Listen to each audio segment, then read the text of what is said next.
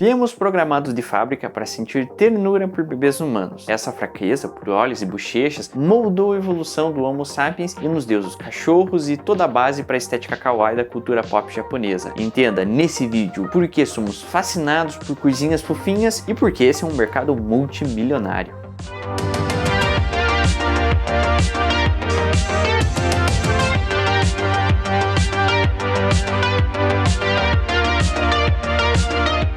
Olá, aqui quem vos fala é Lenin Costa e bem-vindo hoje para mais um vídeo nesse nosso maravilhoso canal. Hoje eu gostaria de falar sobre a fofura e porque ela é uma indústria bilionária. A marca Pokémon é talvez a mais valiosa da história do entretenimento. Estima-se que Pikachu e companhia já tenham gerado mais de 100 bilhões em receita. 76% disso é só com merchandising, não contando os videogames ou série de televisão. Os próximos nesse ranking são Hello Kitty com 84 bilhões, Ursinho Pooh com 80 bilhões e Mickey também com 80 bilhões. Star Wars, a primeira franquia não fofa da lista, aparece em quinto lugar. E mesmo o universo de George Lucas, porém, encontrou redenção ao alienígena adorável. Uma chamariz da série Mandalorian, que inclusive carregou nas costas a audiência do serviço de streaming Disney Plus e salvou Star Wars do fracasso do spin-off Han Solo. Estamos falando aqui do nosso maravilhoso Baby Yoda, com seus olhos imensos, orelhas gigantes, corpinho minúsculo. Ele é obscenamente fofo e muito bem sucedido. No Natal de 2019, a empresa de consultoria Jungle Scott estima que a Disney tenha deixado de ganhar 2,7 milhões só na Amazon, porque não conseguiu repor bonecos e pelúcias oficiais do personagem do Baby Yoda no mesmo ritmo que eram vendidos. E é claro, o mercado paralelo fez a festa. Uma busca no site Etsy, que é o mercado livre do artesanato mundial, dá 47,8 mil resultados para Baby Yoda. Pokémon, Hello Kitty e mesmo Baby Yoda são exemplos típicos de Kawaii, que é o nome da estética fofa e vulnerável, que é a espinha dorsal da cultura pop japonesa e um dos produtos de exportações mais valiosos para o Japão. Qual o segredo desse sucesso? Dive nos explica. Tudo começa com os nossos bebezinhos, que são as coisas fofas originais. Filhotes de ser humano, na verdade filhotes de qualquer mamífero, como nossos gatinhos do YouTube, todos eles compartilham certos traços físicos. Olhos e cabeça desproporcionalmente grandes, testa mais alta, nariz pequenininho, mandíbula pouco proeminente, braços e pernas curtos e relativamente grossos e gordinhos. Isso tudo é consequência do ritmo particular em que cada pedaço de nós cresce dentro do útero. Durante a gestação, o crânio aumenta mais rápido que o tronco mais rápido que os membros. Por isso, chegamos ao mundo cabeçudos e desengonçados, com o centro de gravidade acima da cintura, que é a garantia de muitos tombos fofinhos. No ser humano, essa desproporção é mais acentuada e dura mais que nos outros mamíferos. Mais pra frente a gente vai entender o porquê, mas o importante saber agora é que, quando o nosso cérebro atinge o estado adulto, nosso tronco ainda está em 40% de seu estado definitivo, os dentes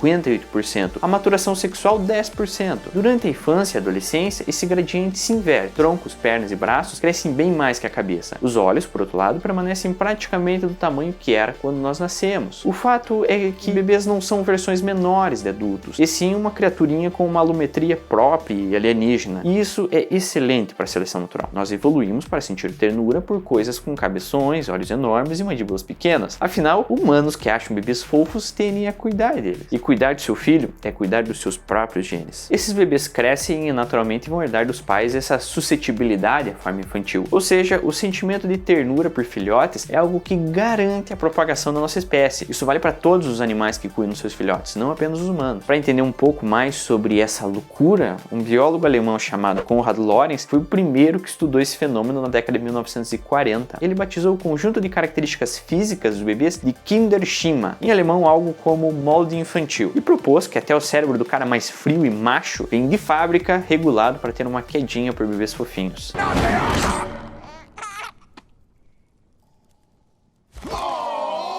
E um estudo realizado sobre o tema, já em 2009, na Universidade da Filadélfia, mostrou um resultado muito interessante também. Ele foi feito da seguinte forma. Primeiro, os pesquisadores pegaram a foto de um bebê e criaram duas versões. Uma versão mais fofa, com crânio e olhos aumentados artificialmente, e outra menos fofa, com olhos menores e rosto mais fino. Então exibiram a 122 voluntários as três fotos. A do bebê menos fofo, a do bebê original e a do bebê mais fofo. E pediram que eles atribuíssem notas de 1 a 5 em dois quesitos. quanto acharam cada foto fofa e o quanto gostariam de cuidar de cada uma das crianças. Não deu outra, as fotos manipuladas à moda Lawrence receberam em média 1 ponto a mais. O Kindershima nos torna facilmente manipuláveis. Na hora de adotar um bebê, no orfanato, por exemplo, os pais escolhem pensando muito mais na fofura, de maneira inconsciente, do que na semelhança da criança com eles próprios. Isso é resultado do nosso cérebro dando uma injeção de dopamina, que é o neurotransmissor do prazer, toda vez que a gente vê uma coisinha redonda e bochechuda, mas nosso cérebro não distingue coisas humanas de não humanas, e nem de coisas inanimadas. Uma estratégia típica dos designers é juntar traços de bebê com a pareidolia, que é aquele nosso bug cognitivo que faz com que vejamos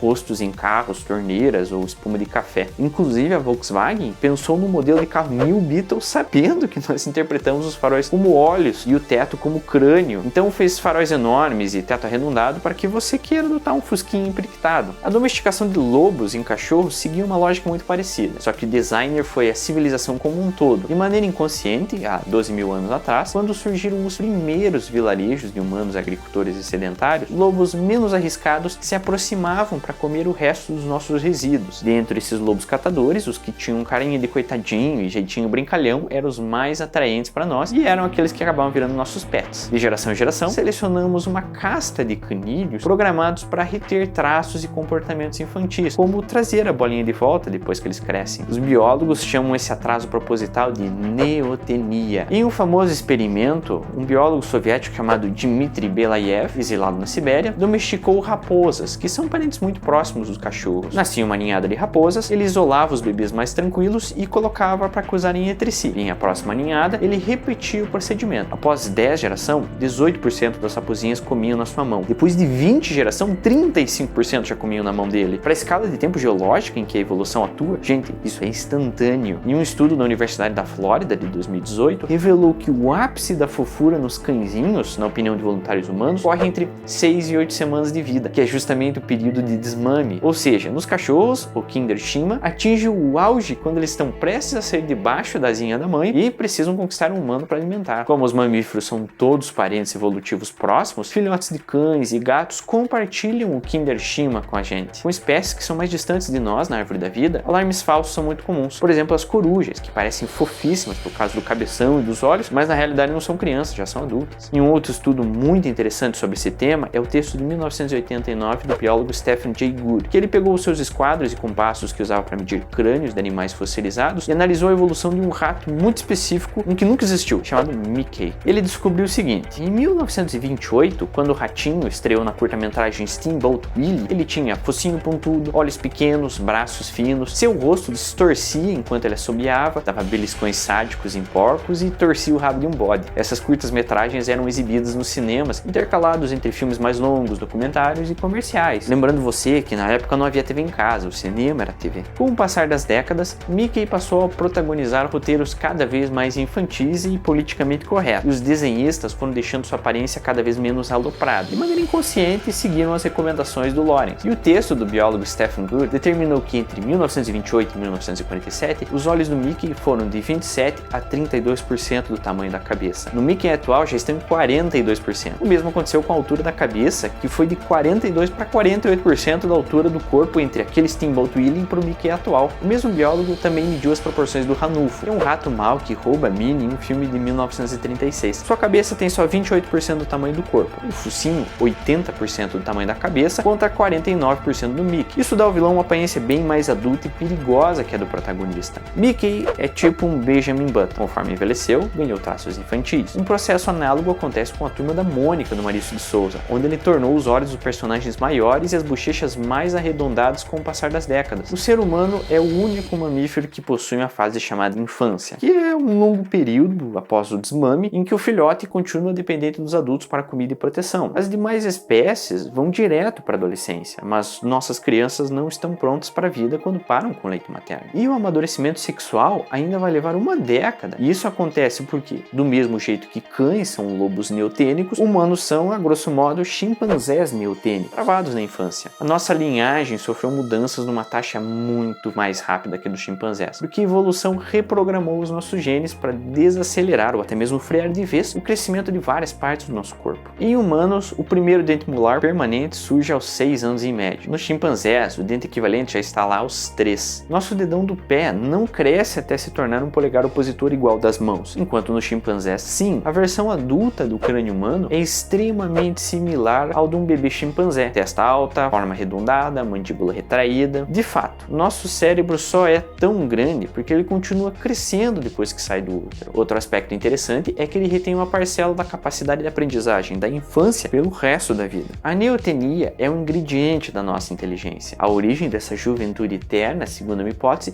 está na seleção sexual. Na maioria das espécies, os machos evoluem rabos de pavão, chifres enormes e outros artifícios espalhafatosos para disputar as fêmeas. E por que isso? É que elas são criteriosas. Como investem mais, gerando com frequência e criando bebês, é preciso escolher um parceiro com cuidado. Entre humanos, porém, há um critério em que os machos são mais seletivos que as fêmeas, que é a idade. Verifica-se uma preferência estética dos homens por mulheres mais novas, até em culturas não industrializadas e distantes do Ocidente. That little girl is a child. I don't want to see you sniffing around her anymore this afternoon. Do you understand? Yes, sir. Boy, have you lost your mind? Because I'll help you, son. Isso é um sinal de que há um instinto universal aqui, e não só preferências específicas de cada povo. Isso não acontece em outras espécies. Os chimpanzés, inclusive, preferem fêmeas mais velhas. Uma hipótese para isso é que isso ocorre porque somos os únicos mamíferos, além das baleias, que passam por uma fase chamada menopausa. Como mulheres mais velhas param de se reproduzir e a gravidez se torna mais arriscada em idades mais avançadas, é natural que haja uma disputa instintiva por mais jovens. Isso gerou uma pressão seletiva em prol de gênios neotênicos. Mulheres que pareçam mais novas se dão melhor reprodutivamente, mesmo que elas na verdade já tenham alguma idade e só retenham esses traços juvenis. This is not okay.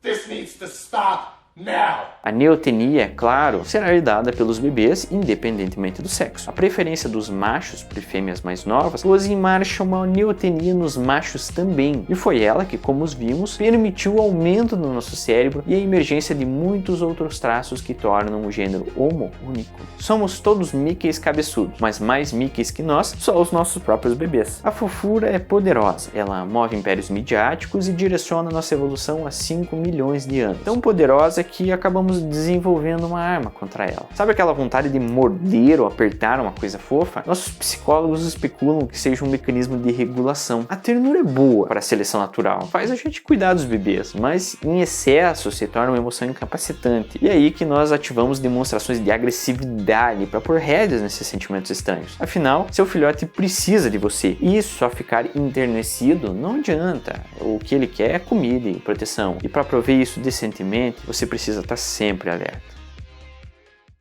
Pessoal, muito obrigado pela sua atenção. Se você gostou desse vídeo, eu peço muito que você curta, ele ajuda muito a gente, e peço ainda mais que siga a gente para mais conteúdos assim e principalmente para incentivar o pessoal do nosso canal. Eu agradeço você pela atenção e o tempo dedicado. Muito obrigado. Tchau, tchau.